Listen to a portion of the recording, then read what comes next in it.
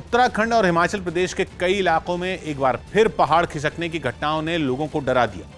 हाल के दिनों में दोनों राज्यों में इस तरह की घटनाएं बढ़ गई हैं और अब तक कई लोगों की मौत हो चुकी है।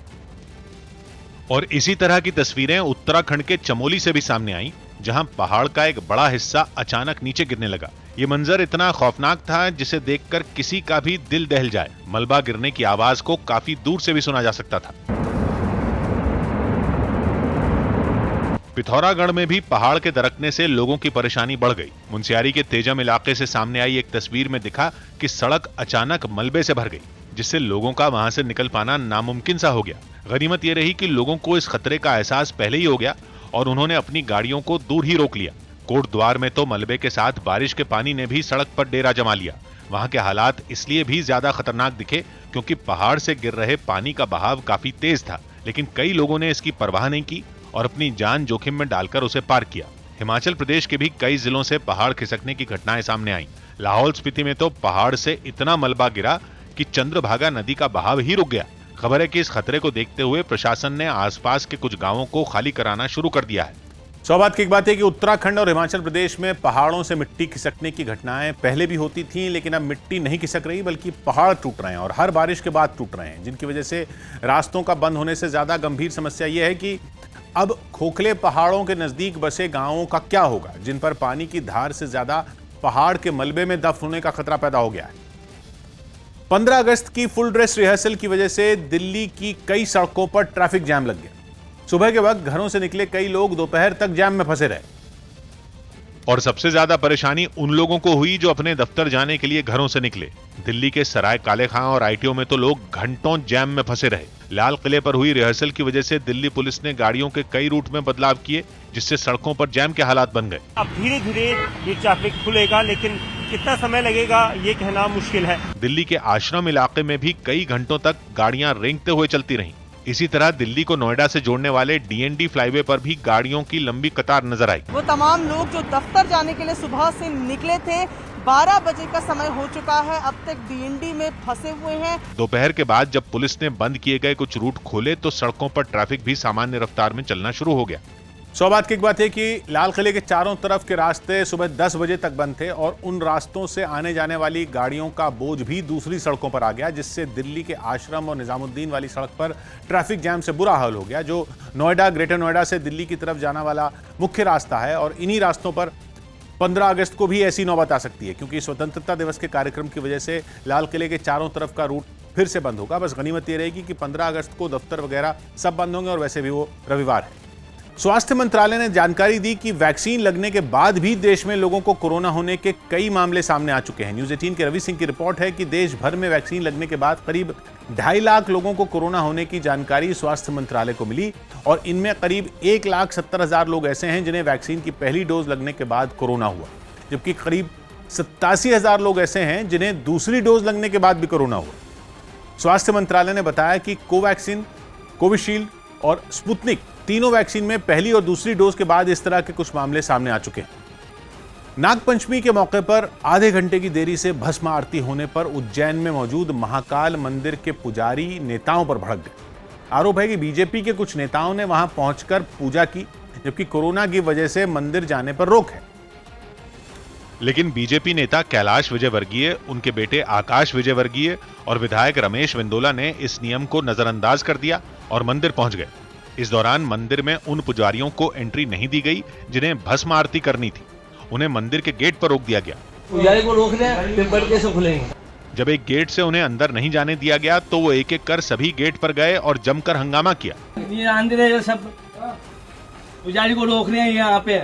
भस्म आरती में हो रही देरी पर भड़के पुजारी ने इस बात की शिकायत जिले के कलेक्टर से करने की चेतावनी भी दी। कलेक्टर साहब को बात करता हूँ, ये कैसे ऐसा करेंगे साहब? पुजारी उनको भी रोकोगे, सबको रोकोगे, वीआईपी उनको जान दोगे? इस बीच सभी नेता मंदिर से बाहर जाते दिखे।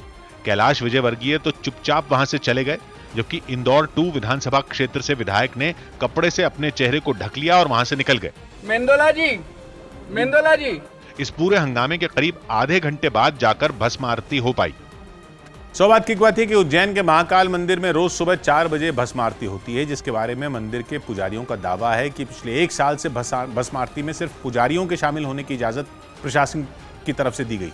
लेकिन नाग पंचमी के दिन भस्म आरती से पहले ही बीजेपी के दिग्गज नेता वहां पहुंचे तो मंदिर के पुजारियों को रोका गया, जिससे नाराज पुजारियों को नजरअंदाज करके बीजेपी के नेता महाकाल मंदिर से दर्शन करके आगे बढ़ गए। यूपी के बाढ़ प्रभावित जिलों में प्रशासन की तरफ से राहत और बचाव का काम तेज कर दिया गया। खुद राज्य के मुख्यमंत्री योगी आदित्यनाथ ने भी बाढ़ से बेहाल गाजीपुर जिले का हवाई दौरा किया और जिन गांवों पर बाढ़ का सबसे ज्यादा असर पड़ा उनकी जानकारी ली। इसके बाद वो गाजीपुर के एक बाढ़ प्रभावित इलाके में पहुंचे और वहां उन्होंने लोगों से बात की। हर प्रभावित गांव में नाव या फिर एसडीआरएफ, एनडीआरएफ या पीएससी की फ्लड यूनिट को लगाने की कार्रवाई पूरी की जा चुकी है। गाजीपुर के अलावा यूपी के हमीरपुर में भी बाढ़ की वजह से कई गांवों का संपर्क कट गया। उन गांवों तक प्रशासन ने मदद पहुंचाने के लिए नावों का सहारा लिया। जिनको चिकित्सकीय सुविधा की आवश्यकता थी उनको चिकित्सकीय सुविधा उपलब्ध कराई गई। बहुत सारे लोगों को खाने की समस्या थी, उनको फूड पैकेट्स उपलब्ध कराया गया। गाजीपुर की तरह कौशाम्बी में भी बाढ़ की वजह से कई रास्ते डूब गए और कई गांवों का एक दूसरे से संपर्क टूट गया। हालांकि कौशाम्बी के बाढ़ प्रभावित कुछ गांवों के लोगों ने आरोप लगाया कि प्रशासन की तरफ से उनकी सुध लेने अभी तक कोई नहीं पहुंचा। प्रशासन की तरफ से अभी तक कोई सुविधा नहीं मिली है, सब हवाई मतलब वही चल रहा है। बाढ़ प्रभावित इलाकों में फंसे कई लोग तो खुद ही नावों के सहारे सुरक्षित ठिकानों तक पहुंच गए, जबकि बाकी लोगों ने जल्द सरकारी मदद पहुंचने की उम्मीद जताई। सौभाग्य की बात है कि यूपी में बाढ़ मानसून की बारिश की वजह से नहीं आई, बल्कि वहां तबाही मध्य प्रदेश, राजस्थान और उत्तराखंड की बारिश की देन है, क्योंकि इन राज्यों में मूसलाधार बारिश के बाद यमुना, चंबल और बेतवा जैसी नदियों में उफान आया था और चंबल पर बने बांधों से भी पानी छोड़ा गया, जो अब यूपी में बुंदेलखंड से पूर्वांचल तक के गांवों को डुबो रहा है। खबर है कि 15 अगस्त के मौके पर खालिस्तान समर्थक दिल्ली का माहौल खराब कर सकते हैं। न्यूज़ 18 के आनंद तिवारी की रिपोर्ट है कि ये लोग दिल्ली पुलिस की वर्दी में राजधानी में अपनी साजिश को अंजाम देने की फिराक में हैं और 15 अगस्त के मौके पर दिल्ली की अहम सरकारी इमारतों पर अपना झंडा फहरा सकते हैं। सूत्रों के मुताबिक इस साजिश को अंजाम देने के लिए टूल किट का इस्तेमाल भी किया जा सकता है। इसके अलावा राजधानी के धार्मिक स्थलों को भी ये लोग निशाना बनाकर माहौल खराब करने की तैयारी में हैं, जिसे देखते हुए धार्मिक स्थलों की निगरानी बढ़ा दी गई। वहीं इस सिलसिले में दिल्ली पुलिस के आला अधिकारियों की एक हाई लेवल मीटिंग हुई। खबर है कि जिसमें सुरक्षा एजेंसियों को नया अलर्ट जारी कर चौकन्ना रहने के लिए कहा गया। एक मौका हो सकता है देश विरोधी और जो शरारती तत्व होता है उनके लिए कोई भी उपद्रव करने के लिए, और उसको कोई भी मौका नहीं देने के लिए पुलिस और सुरक्षा एजेंसियों के द्वारा तमाम उचित बंदोबस्त, व्यापक बंदोबस्त किया जाता है। स्वतंत्रता दिवस के मौके पर किसानों को दिल्ली में घुसने से रोकने के लिए सभी बॉर्डर पर कड़े इंतजाम किए गए। 26 जनवरी के दिन हुए हंगामे को देखते हुए ये तैयारियां की गई, जिसकी कुछ तस्वीरें राजधानी के गाजीपुर बॉर्डर से भी सामने आई, जहां सुरक्षा बल के जवानों की संख्या बढ़ा दी गई। यही नहीं, बैरिकेड लगाकर चौड़ी सड़क को संकरा कर दिया गया ताकि बवाल होने पर दिल्ली में घुसना आसान न रह जाए। एहतियातन सुरक्षा बलों की तरफ से इन बॉर्डर्स पर जो है चौकसी बढ़ा दी गई है, तमाम इंतजाम किए गए हैं। एक तरफ प्रशासन ने किसानों की एंट्री रोकने के लिए कमर कस ली, तो दूसरी तरफ किसान नेता राकेश टिकैत ने साफ किया कि 15 अगस्त के दिन किसान किसी भी तरह के हंगामे के मूड में नहीं है। जो लोग यहाँ पे रहेंगे वो अपना मंच पे और बैरिकेडिंग यहाँ पे, तो यहाँ पे तिरंगे लगाएंगे। दिल्ली के गाजीपुर बॉर्डर की तरह सिंघू और टिकरी बॉर्डर पर सुरक्षा के कड़े इंतजाम किए गए। सौभाग्य की बात है कि 26 जनवरी को किसानों ने दिल्ली में ट्रैक्टर परेड निकालने का ऐलान किया था और उस दिन लाल किले पर जो अंधेर गर्दी मची, उसे देखने के बाद दिल्ली पुलिस की हालत अब दूध से जली जैसी हो गई, जो छाछ भी फूंक कर पी रही है। और इसीलिए 15 अगस्त से पहले दिल्ली बॉर्डर पर धरना दे रहे किसानों को रोकने की तैयारी भी की गई है, जबकि किसान नेताओं ने वादा किया है कि वो दिल्ली में घुसने की कोशिश नहीं करेंगे और जहां धरना दे रहे हैं वहीं तिरंगा फहराएंगे। आतंकी खतरे के अलर्ट को देखते हुए दिल्ली के लाल किले को छावनी में बदल दिया गया। बताया गया कि इस बार लाल किले की सुरक्षा व्यवस्था हर बार के मुकाबले कई गुना ज्यादा है और इस तरह की तैयारी की गई है कि परिंदा भी वहां पर न मार सके। लाल किले के अंदर की सुरक्षा एसपीजी और एनएसजी के जवानों के हाथ में दी गई, तो दिल्ली पुलिस और सेना के जवानों को आसपास के चप्पे चप्पे पर नजर रखने की जिम्मेदारी सौंपी गई। इसके साथ ही लाल किले की दीवारों के चारों तरफ बड़े बड़े कंटेनर रखे गए। आतंकी खतरे को देखते हुए 300 से ज्यादा सीसीटीवी कैमरे भी वहां लगाए गए। हालांकि सुरक्षा एजेंसियों की सबसे बड़ी चिंता ड्रोन हमले को लेकर है, लेकिन उससे निपटने के लिए भी कई इंतजाम वहां किए गए। तो आसपास का जो इलाका है, चाहे वो इस दीवार के ठीक पीछे का जो हिस्सा है, वहां पर 9 एंटी ड्रोन सिस्टम लगाए गए हैं। दावा है कि लाल किले के अंदर और बाहर सुरक्षा बल के करीब 5000 जवानों की तैनाती की गई है। जगह जगह हमारे जो कमांडो टीम्स हैं, जो इस तरह से कोई भी थ्रेट होती है उसको न्यूट्रलाइज करने के लिए जो सक्षम है। इसके साथ ही आसपास के सभी रास्तों पर अभी से बैरिकेड लगा दिए गए और वहां से गुजरने वाली सभी गाड़ियों की जांच भी शुरू कर दी गई। सौभाग्य की बात है कि लाल किले की सुरक्षा के लिए इस बार मानव और मशीन दोनों का सुरक्षा कवच बनाया गया है, जिसके तहत लाल किले के आसपास ऐसे कैमरे लगाए गए हैं जिनको संदिग्ध आतंकियों की तस्वीरों के डेटाबेस के साथ जोड़ा गया है और कैमरे में संदिग्ध के नजर आते ही उनके चेहरे का मिलान डेटाबेस से होगा और तुरंत कंट्रोल रूम के जरिए उस संदिग्ध के आसपास मौजूद सुरक्षाकर्मी हरकत में आ जाएंगे, जबकि आसमान से ड्रोन हमले की आशंका से निपटने की भी पूरी तैयारी कर ली गई। कोलकाता में क्लब में तोड़फोड़ के मामले ने तूल पकड़ लिया और टीएमसी और बीजेपी के कार्यकर्ता आमने सामने आ गए। टीएमसी ने बीजेपी नेता सजल घोष के खिलाफ 2 एफआईआर दर्ज करवाई। पहली एफआईआर में उन पर क्लब में तोड़फोड़ का आरोप लगा और दूसरी में छेड़खानी का। केस दर्ज होते ही पुलिस ने एक्शन लिया और सजल घोष को उनके घर से गिरफ्तार कर लिया गया। कहा जा रहा है कि पुलिस दरवाजा तोड़कर उनके घर में घुसी और उन्हें खींचकर अपने साथ ले गई। इस दौरान वो लगातार नारे लगाते रहे, लेकिन बवाल यही नहीं रुका। जिस थाने में सजल घोष गए वहां अंदर और बाहर दोनों जगह जमकर सियासी तमाशा हुआ। थाने के बाहर टीएमसी और बीजेपी कार्यकर्ता इकट्ठा हो गए और नारे लगाने लगे। बाहर कार्यकर्ताओं ने शोर किया तो अंदर टीएमसी और बीजेपी के स्थानीय नेता भिड़ गए। लगने लगा कि थाना नहीं बल्कि जंग का मैदान है, जहां दोनों पक्षों के लोग तभी शांत होंगे जब हार या जीत का फैसला हो जाएगा। लड़ाई पुलिस वालों के सामने हो रही थी, लेकिन दोनों ओर के लोग इतने गुस्से में थे, पुलिस वालों की उन्हें शांत कराने की कोशिशों पर पानी फिर गया। बहुत देर तक थाने में वो लोग यूं ही चीखते चिल्लाते रहे और आखिरकार पुलिस वाले टीएमसी के लोगों को बाहर ले जाने में कामयाब हुए। बीजेपी नेता सजल घोष ने आरोप लगाया कि उनके खिलाफ सियासी चाल चली गई है, जबकि टीएमसी का कहना है कि उन्होंने न केवल क्लब में तोड़फोड़ की बल्कि छेड़खानी भी की। सौभाग्य की बात यह कि कोलकाता में खेल कूद, धार्मिक और सांस्कृतिक कार्यक्रम कराने वाले क्लब लगभग हर मोहल्ले में हैं, जिनको चलाने वाले किसी न किसी पार्टी से हैं। और मध्य कोलकाता में ऐसे ही एक क्लब में तोड़फोड़ के लिए बीजेपी नेता के खिलाफ एफआईआर दर्ज हुई, जिसमें उन पर टीएमसी के एक नेता की पत्नी से छेड़छाड़ का आरोप भी लगा। तो पुलिस ने दरवाजा तोड़कर आरोपी को गिरफ्तार किया और घसीटते हुए थाने ले गई, जिस पर बीजेपी और टीएमसी के समर्थकों की भिड़ंत हो गई। प्रधानमंत्री के आजादी के अमृत महोत्सव कार्यक्रम को देश भर में मनाने के लिए बीजेपी युवा मोर्चा ने एक प्लान तैयार किया। न्यूज 18 के यतेंद्र शर्मा की रिपोर्ट है कि अपने इस प्लान के तहत बीजेपी युवा मोर्चा 15, 16 और 17 अगस्त को देश भर में कार्यक्रम करेगा, जिसमें देश की 75 जगहों पर 75 किलोमीटर की मैराथन और साइकिल रैली का आयोजन किया जाएगा, जिसके जरिए युवाओं को इस कार्यक्रम से जोड़ने की कोशिश की जाएगी ताकि उनमें देशभक्ति की भावना को जगाया जा सके। बीजेपी युवा मोर्चा अपने इस कार्यक्रम को युवा संकल्प दिवस के तौर पर मनाएगी, जिसकी शुरुआत 15 तारीख को राजस्थान के उदयपुर से होगी, जबकि समापन 17 को लद्दाख में होगा। दावा किया जा रहा है कि इस कार्यक्रम में बीजेपी युवा मोर्चा के करीब 10 लाख कार्यकर्ता शिरकत करेंगे, जो शहीदों को याद करने के साथ ही सामूहिक राष्ट्रगान भी गाएंगे। 75 युवा एक जगह पे मिलकर एकजुट होकर शहीदों का स्मरण करके नया भारत का संकल्प लेके राष्ट्रगान का समर्पण करेंगे।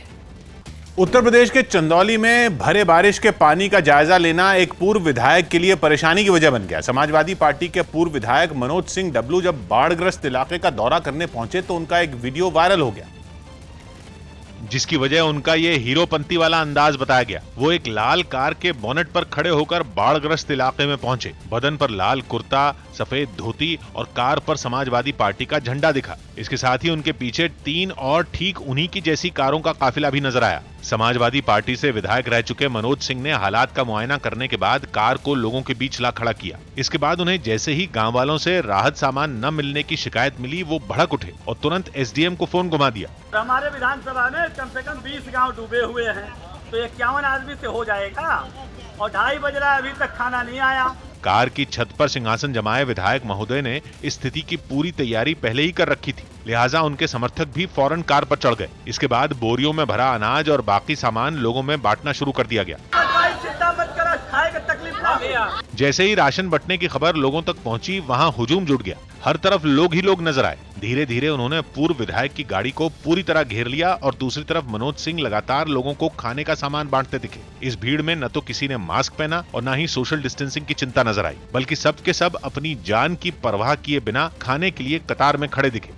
सौभाग्य की बात है कि समाजवादी पार्टी के पूर्व विधायक 2012 में बाहुबली ब्रिजेश सिंह को हराकर सुर्खियों में आए थे, जिनका बाढ़ पीड़ितों को राहत सामग्री बांटना तो समझ में आया, लेकिन बाढ़ का जायजा लेने के लिए गाड़ी के बोनट पर खड़ा होने का मतलब समझना मुश्किल था, क्योंकि बाढ़ में डूबा इलाका तो गाड़ी के अंदर से भी देखा जा सकता था।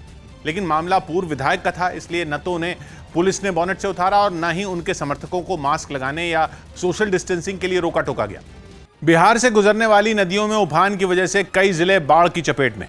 बाढ़ के हालात में ही बिहार के छपरा में बीएड के एंट्रेंस एग्जाम रखे गए और जब छात्र छात्राएं कॉलेज पहुंची तो उनके लिए कॉलेज के अंदर पहुंचना ही सबसे बड़ा इम्तिहान बन गया। कई फीट तक भरा हुआ पानी सबसे बड़ी परीक्षा लेने के लिए तैयार था। जब कॉलेज के अधिकारियों ने हालात देखे तो ठेलों का इंतजाम किया गया। ठेले में छात्राओं को बिठाकर कॉलेज के अंदर तक पहुंचाने का काम शुरू हुआ। थोड़ा वक्त और बीता तो एक ट्रैक्टर को भी काम पर लगा दिया गया। लेकिन छात्राओं के लिए ऐसे हालात का मुकाबला करने के बाद इम्तिहान देना बड़ी चुनौती बन गया। हम लोग पानी में हिल कर आए, उसके बाद कपड़ा गीला है, 2 घंटा तक एग्जाम देंगे, इन्फेक्शन भी होगा, पता नहीं कितने प्रकार की बीमारियां होंगी। इसके लिए कोई सरकार के पास सुविधा ही नहीं है, कोई सुविधा तो देनी चाहिए।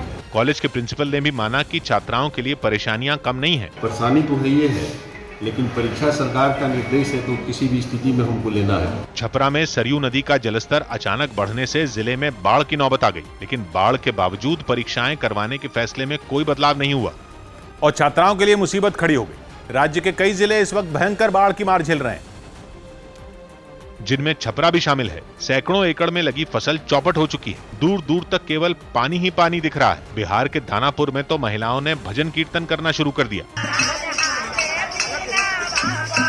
महिलाओं का मानना है कि शंकर भगवान की पूजा करने से गंगा नदी का गुस्सा शांत हो जाएगा। आनंद से हो जाए, आनंद में हो जाए, सब शिव में हो जाए, सब शिव के जटा से जब गंगा निकले हैं तो शिव ही शांत करेंगे। पटना शहर के हालात कुछ बेहतर हैं, लेकिन मुसीबत इसलिए बढ़ गई है क्योंकि आसपास के जिलों के बाढ़ पीड़ितों ने शहर में डेरा डाल दिया है। सड़क किनारे ही कई परिवार गुजर बसर करने पर मजबूर हैं। सौभाग्य की बात है कि बिहार में छपरा से लेकर पटना तक गंगा उफान पर है, जिसकी वजह से हजारों लोग या तो सड़क पर पॉलिथीन के नीचे रह रहे हैं या फिर बेघर हुए लोगों ने स्कूल कॉलेजों में डेरा डाल रखा है। और पटना का लॉ कॉलेज भी बाढ़ राहत शिविर में तब्दील हो चुका है, जहां बाढ़ पीड़ितों को कब तक रहना पड़ेगा ये भी साफ नहीं है, क्योंकि नदियों का उफान अभी थमता नहीं दिख रहा। मुंबई में कोरोना के डेल्टा प्लस वेरिएंट से पहली मौत का मामला सामने आया। न्यूज़ 18 के अभिषेक पांडे की रिपोर्ट है कि मुंबई की रहने वाली 65 साल की एक महिला की डेल्टा प्लस वेरिएंट से मौत हो गई। दावा है कि वो कोरोना वैक्सीन की दोनों डोज लगवा चुकी थी। इस वेरिएंट की जानकारी जीनोम सीक्वेंसिंग के बाद मिली। जीनोम सीक्वेंसिंग के जरिए यह पता लगाया जाता है कि वायरस कौन सा है। बताया गया कि उन्हें डायबिटीज समेत कई दूसरी बीमारियां भी थी और उनके संपर्क में आने वाले कुछ लोगों को भी डेल्टा प्लस वेरिएंट ने जकड़ लिया। वहीं महाराष्ट्र के रायगढ़ जिले में भी 69 साल के एक आदमी की इस वेरिएंट से जान चली गई। राज्य में डेल्टा प्लस वेरिएंट से पहली मौत का मामला रत्नागिरी जिले से सामने आया था। इस तरह महाराष्ट्र में इस नए वेरिएंट से मरने वालों की संख्या बढ़कर 3 हो गई है, जबकि 65 लोग अब तक इसकी चपेट में आ चुके हैं। असम के नगांव से चौंकाने वाली कुछ तस्वीरें सामने आई। वहां ट्रैफिक पुलिस के एक जवान को स्कूटर सवार ने कुछ दूर तक घसीट दिया। बताया गया कि ट्रैफिक पुलिस का वो जवान उस स्कूटर को रोकने की कोशिश कर रहा था, क्योंकि उस पर सवार दोनों लोगों ने हेलमेट नहीं लगाया था। लेकिन जवान के कहने पर भी वो नहीं रुके। इस बीच ट्रैफिक पुलिस के उस जवान ने उनके स्कूटर का पिछला हिस्सा पकड़ लिया, जो हादसे की वजह बना। स्कूटर सवार ने एक्सीलरेटर दबा दिया और ट्रैफिक पुलिस के जवान का पैर लड़खड़ा गया। वो उछला और कुछ दूरी तक स्कूटर के साथ घिसटता चला गया। इसके बाद भी वो उठा और स्कूटर सवार के पीछे दौड़ने लगा। जैसे ही इस पर ट्रैफिक पुलिस के दूसरे जवानों की नजर पड़ी, उन्होंने आरोपियों का पीछा किया और स्कूटर पर सवार उन दोनों लोगों को गिरफ्तार कर लिया। उनमें एक आदमी को वो पकड़कर सड़क की दूसरी तरफ ले गए और उसकी पिटाई भी की। सौभाग्य की एक बात थी कि बिना हेलमेट पहने स्कूटर या मोटरसाइकिल चलाना और उस पर बैठना अपराध है, जिसके लिए ट्रैफिक पुलिस को चालान काटने का अधिकार है। और ऐसा करके ट्रैफिक पुलिस वाले सिर्फ अपनी ड्यूटी नहीं करते, बल्कि वो हमारे शुभचिंतक भी बनते हैं, क्योंकि हेलमेट लगाने से हादसा होने पर भी हमारी जान बच सकती है। लेकिन हम अपनी जान से खिलवाड़ तो करते ही हैं और रोकने पर ट्रैफिक पुलिस वालों की जान के दुश्मन भी बन जाते हैं। उत्तर प्रदेश के सहारनपुर से चौंकाने वाली कुछ तस्वीरें सामने आई। वहां एक कोचिंग सेंटर के टीचर पर एक छात्रा की मां ने थप्पड़ जड़ने के लिए हाथ उठा दिया।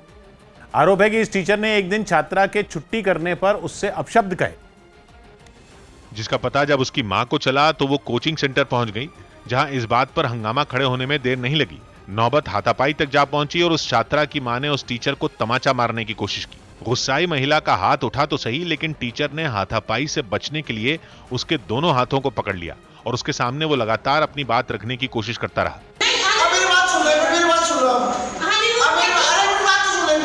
लेकिन उसका गुस्सा शांत होने का नाम नहीं ले रहा था। वो उस टीचर की एक सुनने को तैयार नहीं दिखी। जब काफी देर तक हंगामा चलता रहा तो उस टीचर ने माफी मांग ली।